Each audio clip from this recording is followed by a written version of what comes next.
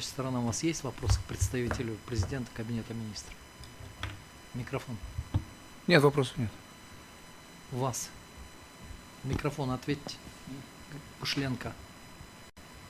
Не нажали.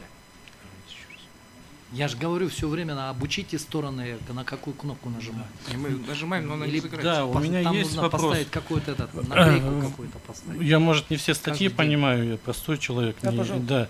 Да. Вы говорите, что есть какие-то варианты, то есть нам отказывают, мы не можем туда не получить никаких Вы данных. свое мнение можете сказать в заключительной речи. Сейчас речь Вопрос. идет. У вас есть вопрос к представителю президента, кабинета министров? Вопрос. Не мысль, не ваше мнение. У вас вопрос есть к нему? Да, был. Вот давайте скажите, сформулируйте, но вы Извините, его я волнуюсь говорите- просто. Нет, вы это, да. говорите как свое возражение как бы. Нет, не возражение, это как бы Хорошо. я хотел вопрос Давайте, задать. и тогда- Ну, вы поняли, как бы, что как бы нету никаких путей. Какие пути есть? Вот я такой вопрос. То есть нам отказали, мы не знаем кто, почему, как, ни адреса не можем, ни написать им не можем, ни посмотреть, что за дело это. И все, у нас отказ есть, мы обратились, никто не дает. Вы говорите, что мы можем как-то, мы бы не обращались сюда, если бы у нас был какой-то другой вариант. Ну, подача заявления о вступлении в дело Как в качестве раз, третьей. да. Ну я здесь... Я переформулирую Да. его вопрос Гушленко. Да. Он понятен, да? Вы говорите, что существуют альтернативные способы защиты, механизмы, правовые механизмы защиты своих, в данном случае, Да. имущественных прав, да? Что он может в рамках какой там 323 или статьи 414, подать да. жалобу, это во-первых. Во-вторых, или вообще самостоятельное исковое заявление. Да. И он в связи с этим спрашивает.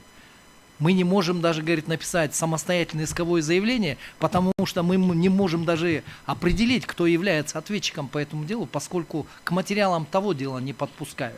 Вот суть его вопроса. Я правильно сформулировал ваш вопрос? Ну, Вот я другие имею в механизмы. виду, Вы что в сказали, данном есть случае другие они могли механизмы. вступить в это дело, узнав, что наложен арест в рамках какого дела, обратиться с заявлением о вступлении в дело в качестве третьей стороны. То есть они видят, что этот спор идет между, ну я не помню фамилии, и Гермесом, и чтобы как бы не нести солидарную ответственность, они не хотят в это дело вступить, потому что, говорят, это нас не касается. Но то, что иск подан в отношении Гермеса и Гушленко, которые ведут совместный бизнес, они умышленно не хотят в это дело вступать, не быть соответчиками, не нести какие-то стороны, но свое имущество не хотят. Но основанием этой женщины, чтобы обратиться с иском, стал же их долевой бизнес, который был на его земле, материалы Гермес Профи, и, соответственно, у этой женщины появились какие-то претензии. И поэтому то, что Гушленко не хотел, если бы он подал бы заявление, обосновал бы, что это наш бизнес основан на нашем долевом договоре, и он хочет вступить как сторона, как заинтересованное или третье лицо, я думаю, что суд бы это рассмотрел и удовлетворил. То есть, с одной стороны, я не хочу, чтобы мне участок забирали, но при этом нести какую-то ответственность. Когда человек идет на создание бизнеса, он вступает в долю, в будущем собирается 2000 квадратных метров получить. Соответственно, дают землю, это Гермес Профи начинает строить, соответственно, какая-то ответственность должна быть, потому что это их не совместный бизнес, куда уже другие дольщики приходят, заносят деньги, видят участок. Я поэтому говорю, что они могли вступить. Вопрос. Вот я в этом. Да. Вот мой ответ, то, что они должны были подать заявление и вступить официально в дело, я не знаю, в качестве Да, пожалуйста. заинтересованного или третьего лица. Вопрос такой. Для того, чтобы вступить в дело, мы должны хотя бы элементарно знать, на каком этапе рассмотрения находится это дело. Но так как мы не являемся участниками, нам не дают доступа к этому делу. Как быть с этим? Ну, я сейчас не готов на это ответить по причине того, что мы сейчас смотрим конституционно, мы рассматриваем вопросы права, а не, ну, практики Нет, судебной. вы же сказали, что есть... Ну, я же ответил, Да, вы что сказали, подача заявления. Подача заявления, да, но подать заявление на куда? На каком этапе это дело находится? В суд, который наложил, если он Но уже состоялся. мы же- может быть, он уже закончено дело, может, уже приговор вышел там, или решение суда какого-то. Но мы об этом не знаем, потому что нас не допускают к этому делу. Для того, чтобы зайти в суд с ходатайством о вступлении третьими или заинтересованными лицами, мы должны хотя бы эти элементарные вещи знать. Но этого мы не знаем, потому что нас не допускают. Я сейчас не могу на этот вопрос ответить. Я просто рассказал пути юридические, какие есть. Есть А вопросы? вот как Да. их приняли Да, в суде, я тут не могу ответить на это. У вас есть еще вопросы? Да, пожалуйста. Айдар Косматович? Нет, нет. Алмаз Владыч, тоже вопрос такой, да, если мы говорим с правовой точки Айдар зрения. Касмалевич, у вас есть Нет, вопрос? не имеется. Нет. Вопрос такой, если мы говорим по 148 статье, в данном случае, что право на обжалование в данном случае имеют только лица, участвующие в деле. То же самое в апелляционной инстанции законодатель дает право иным лицам, имеющим имущественный интерес. Почему логика законодателя такова, что в первой инстанции и во второй инстанции разный состав участников? Хотелось бы вот ваше мнение услышать, как, скажем, администрация президента причастна к принятию этого нормативного правового акта, о котором мы как бы говорим. Ну, как Хотя мы говорим как раз-таки, да, с точки зрения, опять-таки, да, что апелляция это также по первой инстанции может рассматриваться по Да. правилам. И мы, видите, именно процедуру части 1 статьи 148 мы рассматриваем как ну, нестандартную, а обычную процедуру, поскольку мы говорим, что она является, по нашему мнению, исключением из общего порядка изменений судебных, а вспомогательным процессуальный характер. То есть, как уже представитель Джавахар Кенеша сказал, что когда подается заявление о наложении ареста, судья не позднее следующего дня должен вынести решение. То есть нет спора, ну, возможности запросить, получить, наложить арест. То есть поэтому мы говорим, что это как вспомогательная процедура, которая также накладывается в суточный срок. И по заявлению участников, кто в курсе этого дела, можно освободить, произвести замену и какие-то действия произвести. Но в целом, в целях защиты, права на судебную защиту предоставляется через 323 уже проверить действия суда первой инстанции. Ну, я поняла вашу Да, логику, да. то есть это продиктовано только срочностью Да, меры, да, да, это Второй потому момент что- тогда, Ага. хорошо. Если мы говорим, что меры по обеспечению иска в данном случае являются... Вы согласны с тем, что это мера, которая ограничивает право собственности в данном случае? Ограничивающая право собственности в Право части, распоряжения. в части этой собственности. распоряжения, да, в части распоряжения согласен, своим имуществом. согласен. Если оно, Временная в мера. принципе, идет ограничение, накладываемое судом, у лица, чье право в данном случае как бы нарушается или ограничивается, имеет право быть выслушанным в суде в данном случае, непосредственно, когда речь идет об этом. Я думаю, что да. Да, да? Есть еще вопросы? Еще один, так, можно, да? Конечно. Да, задайте. Вы сказали, что наложение ареста должно быть, то есть это принять решение о наложении ареста по ходатайству следователя суд обязан в течение одних суток.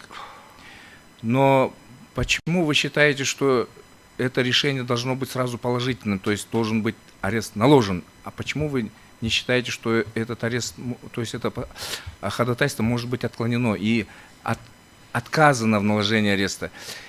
Почему вы считаете, что у судьи нет возможности изучить собственность и так далее?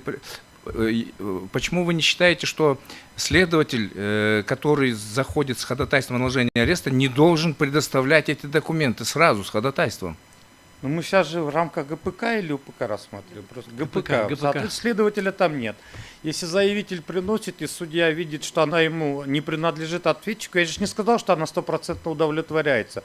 Решение принимается в суточный срок. Но если мне принесут документы, попросят арестовать имущество, которое принадлежит Аманову какому-то, ответчик Петров, судья отказывает в этом. Я не сказал, что 100% удовлетворяется, я сказал, решение принимается в суточный срок. Но и тем более здесь следователи не участвуют, вы, наверное, заявитель. Истец, да. Айдар Касмалевич, ваш Разрешите? вопрос? Вот продолжение вопроса господина Гушленко. Я хотел такой вопрос задать. По делу проходит Джумабаева и ОСО Гермес и другие лица в качестве ответчиками. И вот Джумабаева либо Гермес имели ли право обратиться с ходатайством привлечь Гушленко в качестве третьего лица? Конечно, я думаю, да.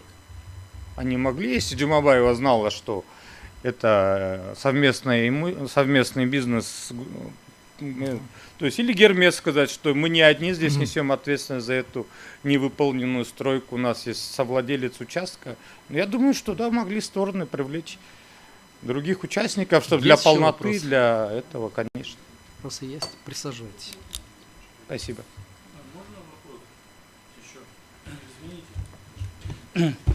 Вы сказали, что у меня с Гермесом совместная деятельность. Несколько раз как бы об этом сказали. Ну, это Просто, ваш нет, представитель же сказал Нет. здесь, в суде. он говорил, что у нас есть договор. И я говорил, договор о долевом участии. У нас нет совместной деятельности. Вы неправильно как бы Ну, интерпретируете договор о долевом участии предполагает, что вы предоставляете землю, они строят.